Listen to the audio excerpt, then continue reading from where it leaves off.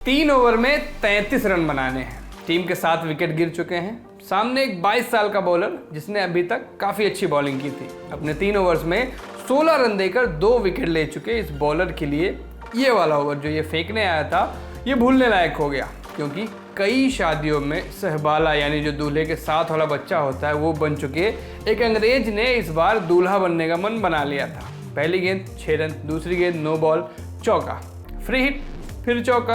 Over की तीसरी वैध गेंद यानी लेजिटिमेट गेंद, फिर से चौका, यानी पहले 3 गेंदों पर ही 19 रन आ गए। अब 15 गेंदों पर सिर्फ 14 रन चाहिए थे। अगली गेंद पर फिर से चौका पड़ गया, यानी इस ओवर में कुल 24 रन आए। आखिरी 12 गेंदों में अब इंग्लैंड को जीत के लिए सिर्फ 9 रन बनाने थे। ऐसे हाल में हम भारत के लोग तो ऑलरेडी उम्मीद छोड़ देते हैं। हमारे साथी सूर्यकांत जी टीवी बंद कर देते हैं और यही हाल पाकिस्तानी कप्तान बाबर आजम का भी था। आजम टीवी तो नहीं बंद कर पाए, लेकिन कंधे झुक गए थे उनके मैदान पर। बाकी जो रही सही कसर थी वो 19वें ओवर की दूसरी गेंद पर आए चौके ने पूरी कर दी। हारिस रऊफ यही नाम था इस बॉलर का जो 19वां ओवर फेंकने आया था और ये वाली गेंद शॉर्ट पिच थी। तो पिछले ओवर में जो कोहराम मचाने वाला बैटर था लियम डॉसन इस पर सिंगल लेना चाहता था। ओवर की पहली गेंद बता रहा हूँ मैं, लेकिन सिंगल आया नहीं।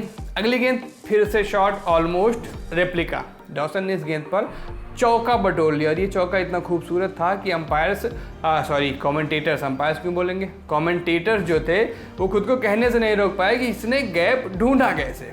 ओवर की तीसरी गेंद एक बार फिर से सेम लाइन सेम लेंथ, बस अंतर इतना था कि ये वाली पिछली वाली से तेज थी और डॉसन ने इसे पुल करना चाहा, कर नहीं पाए। करना तो हम लोग भी बहुत कुछ चाहते हैं, कर नहीं पाते। सब्स्टिट्यूट मोहम्मद हारिस ने बहुत आसान कैच लेकर उन्हें वापस भेज दिया। हालांकि इस कैच के बाद भी बाबर के कंधे झुके हुए थे, जैसा कि अक्सर कई वीडियोज़ में मेरे रहते हैं, आप लोग कमेंट करते हैं।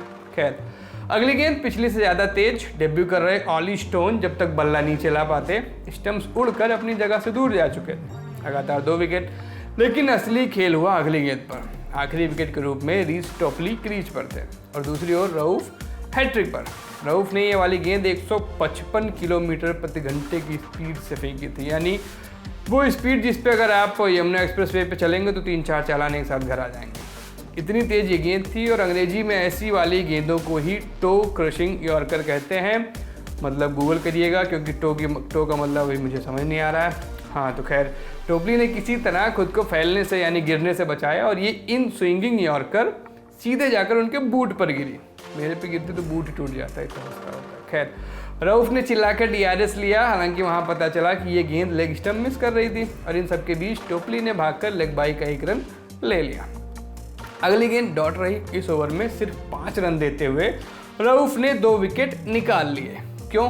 क्योंकि उन्होंने इस पूरे ओवर में पेस, स्किल्स और माइंड गेम तीनों का बखूबी इस्तेमाल किया। ठीक बात है कि हर बार ये सारी चीज़ें ऑन द स्पॉट नहीं रहेंगी, क्योंकि हर रोज़ तो हम भी ऑफिस टाइम से नहीं आ पाते, लेकिन जब होंगी तो ऐसे ही नज़ारे, कमाल के नज़ारे जो होंगे वो देखने को मिलेंगे। पाकिस्तान ने अगले ओवर में ये मैच जीत लिया, यानी 12 गेंदों पर 9 रन डिफेंड कर लिए, वो भी उस बैटर से आगे जिसने दिखा दिया था कि वह क्या कर सकता है।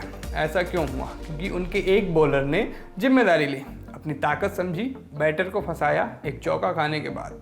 मैच ऑलमोस्ट हारने के करीब पहुंचने के बाद भी अपने प्लान पर अड़ा रहा और प्लान सफल करके ही दम लिया। हालांकि दूसरी ओर अगर हम अपनी बॉलिंग की बात करें यानी टीम इंडिया की बॉलिंग की बात करें, मेरी तो खैर संडे लीग की टीम है, तो हमारे पास पेस फेंकने वाले उमरान मलिक हैं जिनके अंदर डंडे तोड़ने की क्षमता है। लेकिन लाइन लेंथ या प्लानिंग के हिसाब से बॉलिंग की बात करेंगे तो उमरान आपको निराश करेंगे।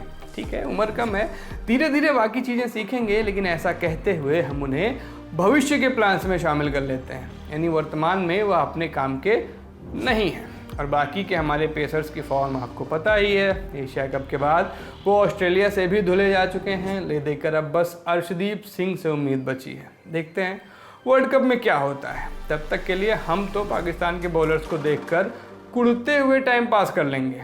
आप अपना देख लो। अभी तक आप सिली पॉइंट देख रहे थे, इसको शूट किया था जतिन ने। मेरा नाम सूरज है। देखते रहिए ललन टॉप स्पोर्ट्स को भी सब्सक्राइब कर लीजिए। मुझे लगता है इस प्रोग्राम में पहली बार आप लोगों से मैं रिक्वेस्ट कर रहा हूँ, तो इसे प्लीज़ मानिएगा। शुक्रिया।